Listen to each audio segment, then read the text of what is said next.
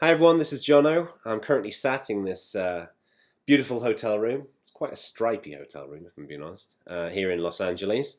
I'm down here with work, and I've been thinking this evening about a question that I often get at conferences, which I just wanted to share a few thoughts about. So the question is, how do you get started in community management? And without wishing to sound like a giant galloping cliche, I think that getting that question, you need to ask a question back to the person, which is, well, what's your expectation of what community management really is? The reason why I say that is because over the years, community management has become quite a profession. I remember when I started organizing the Community Leadership Summit just about 6 years ago, community management was just starting to become a thing where companies were starting to hire people to come in and build communities out for them. And it's something that I've been very passionate in my work with the book and the conference and my training and stuff like that, is that I really want to create a vibrant industry in which we have really good quality, strong community managers doing incredible work.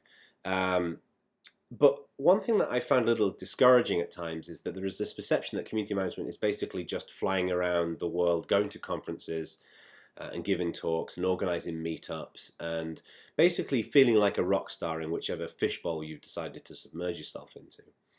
Now, don't get me wrong, that is valuable work, and there's many people out there who are very good at it, and companies get a lot of value out of it. But in my mind, it's not really the true spirit of what a community manager is and could be. The thing that has always inspired me about community since I got into it is how you can take the efforts of a singular person and combine them with the efforts of the group and create things that are much bigger than that singular person, and in many cases even bigger than the group. We've seen tremendous things happen over the years as a result of community collaboration. The open source movement, as an example, has revolutionized how technology in the world and infrastructure in the world is delivered. Wikipedia has changed how people learn about things. The maker revolution is revolutionizing how we build objects and start new businesses. And the Arab Spring was just one example of many of significant political change as a result of communities forming together. So to me, flying around to conferences and kind of having fun um, seems like there's more to that. There's more to it than that, if you get my drift. Um, and what's concerned me a little bit is that the industry, I think, is also seeing that in some places. So I'll give you an example. A good friend of mine who runs a large open source organization um, once said to me, "You know what, Jono? I'd never hire anyone with the word community manager on their resume, with the words community manager on their resume."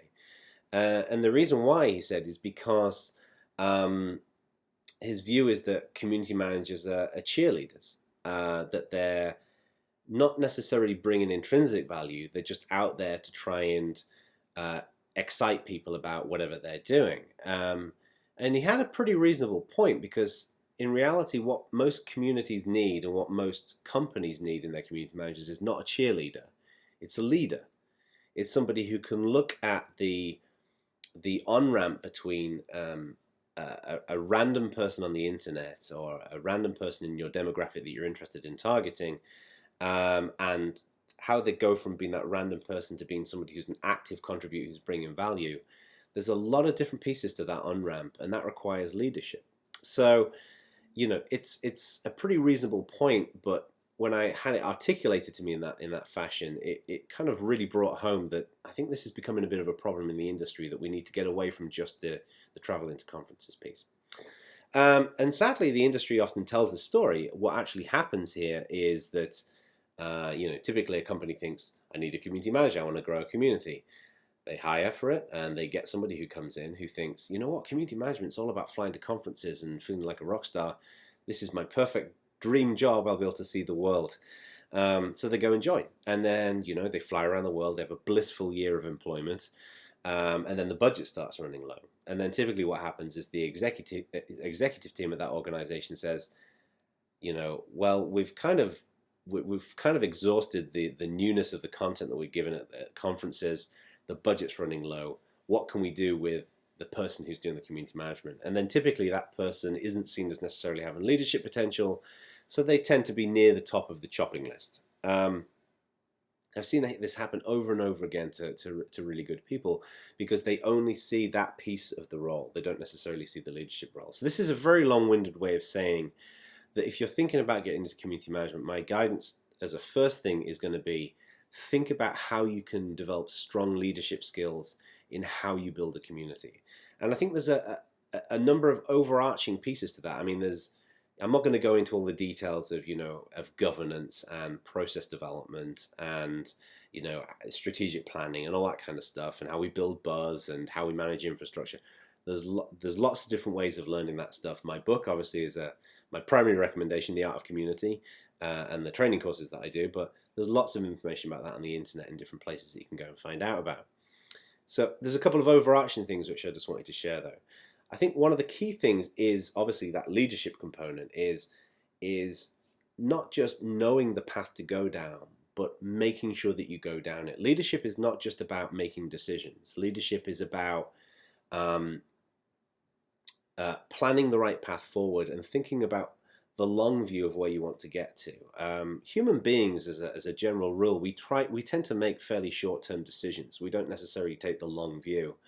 This is something that Peter Diamandis, who's the founder of XPRIZE, he talks about exponential growth in technology, and that human beings think in a local and linear way. We think it within the perimeter that's surrounding us. And Peter's right about that. I mean, he's talking about it very much within the context of solving grand challenges in the world, but I think it applies to our career choices as well. So think about where you want the community to be in 3 to 5 years and what that's going to look like and what you need to be able to get there, and start mapping that out into a plan. That, to me, is the first essence of leadership. But where it starts getting challenging, and I think where the real skill comes out in people, is around how we build predictability into that. There is this perception out there in various industries that community management is this kind of weird, fuzzy science that no one really gets. It's not so much a science; it's more of an art, right? So community is not something that we should have the privilege of understanding. It's something that's random, and we do the best to kind of make it happen. In the same way that there's no science to writing music, it just kind of happens, right? I'm a musician, and when I write music, I don't think to myself, I will write this song and then this song and then this song. It just kind of happens when my fingers are dangling over the fretboard.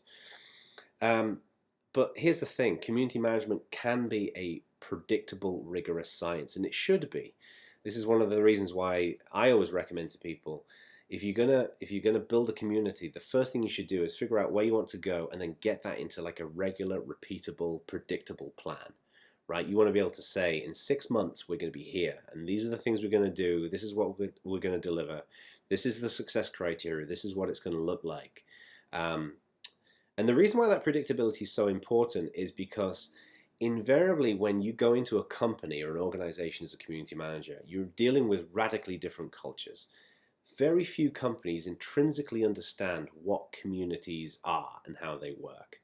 And in a company, you've got many different people involved in the mix. You've got the CEO and the CTO. If we're talking about a software company, with you can have marketing departments, you could have engineering departments. You've got all of these different pieces that all have different ideas of what a community looks like, and the nuances in those definitions can cause real communication difficulties in many cases. So by being rigorous in what you want to do, in demonstrating your leadership, in what you're going to do in the next, for example, we're going to do this in the next 6 months, which is the first piece of a longer term vision for the next 3 years, and then getting that down into a very, very predictable form where you can say exactly what you're going to do and what it will look like and when it will be delivered. It helps to set those expectations effectively between these different parts of the company. The challenge with predictability is that invariably what happens is when people are too predictable, they become very stuck in their ways, and you tend to subscribe to the status quo for everything. This is one thing that a lot of collaborative communities really struggle with, which is they put these processes and standards in place for how they operate, and then because it's just so well known, they never ever think to challenge them, those processes and standards, and to see whether they still meet the original goals, right? So I think a key thing here is always challenging yourself, and I think it's good to do this on a regular basis, is to say, now, do we need this? Like, does this make sense within the spirit of what we're trying to achieve today? And when you really ask yourself that question honestly, and the best way to do that is with other people, is to sit there over a beer or a coffee or whatever you choose and ask that question, like, do we really need this? Do we really need to do it this way? invariably you'll find that you actually don't. And that's where you can shave things down a little bit, make them more efficient, make them more effective. So, in a broad sense, it's that demonstrating leadership, doing it in as predictable way as you can, and then using that predictability to bridge those cultures in an organization. To me, that is the key thing that defines success for community managers and leaders. And of course there's many skills that are involved in that. You need to know about social media, and you need to know about blogging, and you need to know about things like gamification, and you need to know about conflict resolution and managing processes, and putting governance in place, and how to do outreach and how to get people involved. Yes, all of that stuff is important, but to me that's all tactical. And a lot of the tactical pieces in community management, people are doing reasonably well. The main thing that sets, in my mind, the really good people from the not so good people are those rigorous organizational strategic pieces. And that is what invariably most companies are looking for. They're looking for that strategy. And again, as I said earlier on, they might not be necessarily looking for it at the beginning. The first year, maybe flying around, having fun, flying to conferences and all the rest of it. I'm not knocking anyone who does that, right? I did that for my first year when I worked at Canonical, and I had an absolute blast doing it. I wouldn't begrudge anyone enjoying that kind of stuff. But it's not necessarily going to scale out for the long term.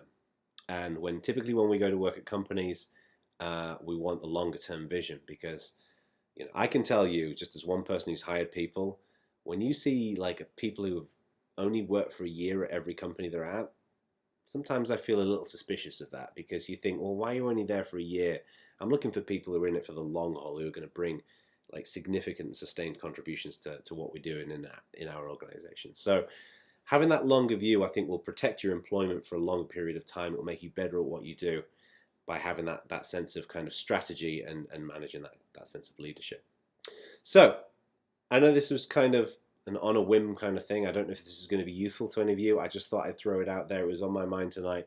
I actually started writing up a blog entry, and I was just almost getting bored with myself typing. So I thought, why don't I just turn the webcam on? Yeah, that's what it's all about. So anyway, this is Jono signing out from, again, this room that is stripes everywhere. The stripes on the carpet and the wall and everywhere. So this very stripy hotel room. All the best to everybody, and I'll speak to you soon.